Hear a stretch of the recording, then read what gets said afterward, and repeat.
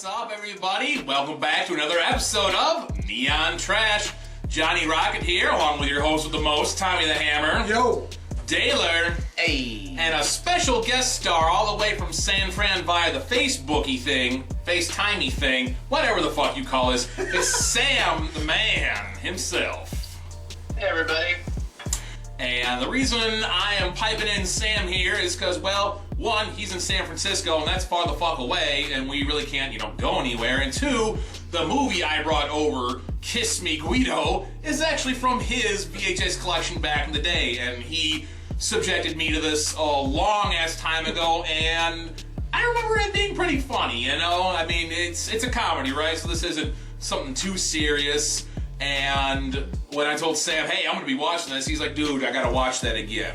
I like the idea of having someone watch the movie with us on an iPad. For some strange reason, I think that's just kind of a fascinating aspect. And since I don't really have any way to put Sam's face into the screen, this is the best way to go about it with the old iPad, right? Yeah. There we go. Yeah, so without further ado, you guys know how we roll on the channel. I kick off a trailer, you guys peep that shit, and when we get back, you're gonna know our opinion on Kiss Me, Guido. All his life, Frankie's dreamed of becoming an actor. How many slices to go? You talking to me? Are you talking to me? De Niro, taxi driver. Leaving his job at the pizza parlor. Who's practicing something, Frankie? Do something already, huh? Commercial, movie? And moving to the big city. Gotta get out of the box. I'm dying over here. Al Pacino, Dog Day Afternoon. All he needs is a roommate. Read what it says. GWM, seeking same, shared spacious apartment. GWM stands for Guy with Money. Money? Frankie! Don't take this personally, but you hanging out with all these guys and everything. I didn't know if you were, gay. Yeah? My friend Joey has a sister who went to school with someone who was gay. Doesn't bother me. He's straight. I'm sure it's just a phase. Did you see what he was wearing? Yeah, he matched. Maybe I could hang around temporarily, maybe. You can't live here. You're straight, Frankie. Yeah, but sometimes I get drunk. I am not living with a breeder. You haven't paid your rent in 5 months. If he has the money, the place is his. How many gold chains do you own? Few, that's all. And who's your favorite actor? De Niro's the better actor, but, I like Stallone. You are such a Guido. So, what's wrong with that? Nothing. I've hung out with Guidos before. It doesn't bother me. This summer, We were supposed to get married. I come home. I find another man in my bed. I caught my brother on top of the kitchen table with my girlfriend. No, you did not. Yeah. see the film that won over critics and audiences alike at the Sundance Film You Festival. introduce me to your friends, I introduce you to my friends. You can't let Dakota know you're straight. Must be thinking you're a Pinocchio. I told you you ain't no Pinocchio. Is he that straight? Actually, he's kind of funny. Kiss Me, Guido.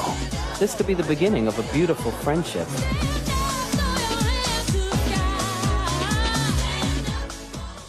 All right, we just got done watching Kiss Me, Guido from my good buddy Sam's movie collection, so technically I turned my pick into his pick, whether he liked it or not. And Sam, how did you come across this movie? How did this come into your collection here?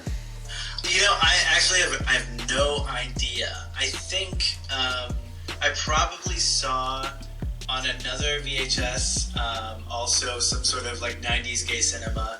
I probably either purchased it or rented it and never returned it, which happened. That happened frequently with us, didn't it? Whoopsies! The 90s, they were a different time. What can I say? They were a different time.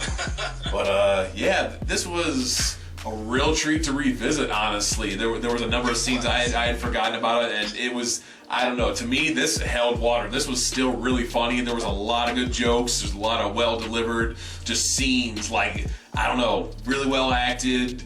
And I don't know, it still is very poignant, especially with all the crap going on today, honestly. It was really cool to see. I'm glad you could come in here and see it with us here. Yeah, it was great to revisit that. I mean, I think the last time I watched it was probably with you.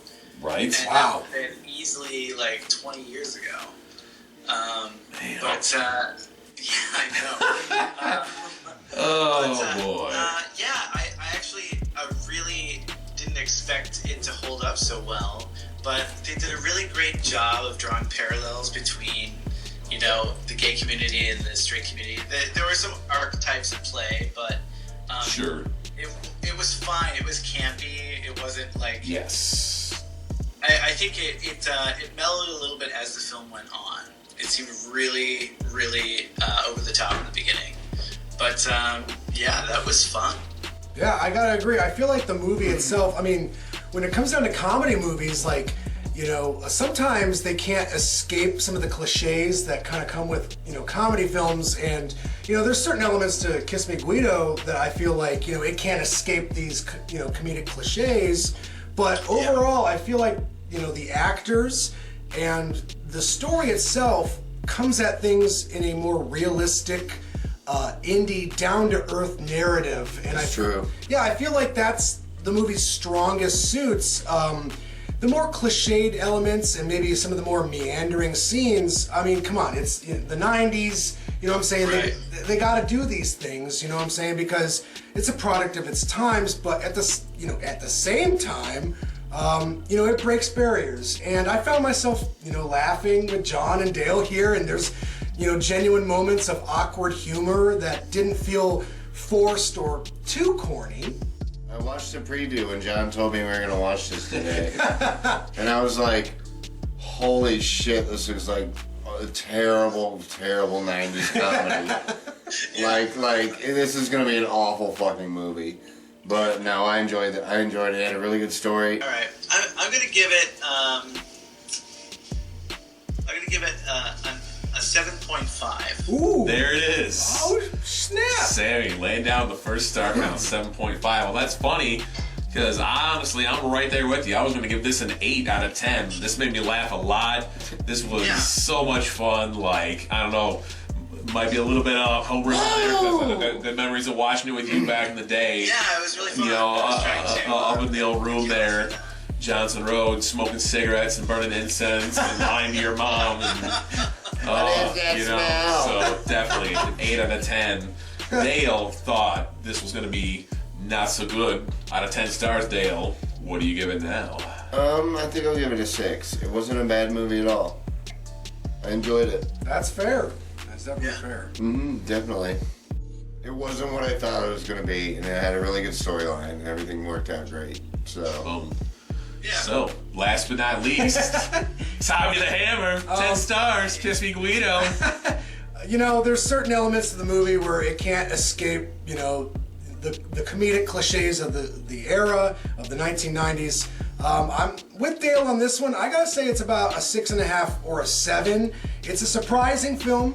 You know what I'm saying? There's some genuine heart behind it, and definitely. You know, I thought the actors had a lot of energy, and you know, there's moments in the movie where you're like, oh, that was a narrative element I didn't see coming, or oh shit, you know, that felt 100% real. And then for every moment like that, there would be like a groaner eye roll moment where you're just like, oh, how did this, you know, really, you know, they're gonna go in this direction, but like, hey, you know, I mean, come on, it's the 90s, it's 1998, they can't escape it, they can't help it, but you know what, you can do a lot worse than Kiss Me Guido. I mean, the title is, I don't know, like it just sounds corny.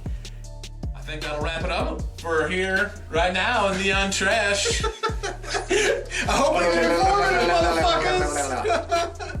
Till the next time, tune in to Neon Trash.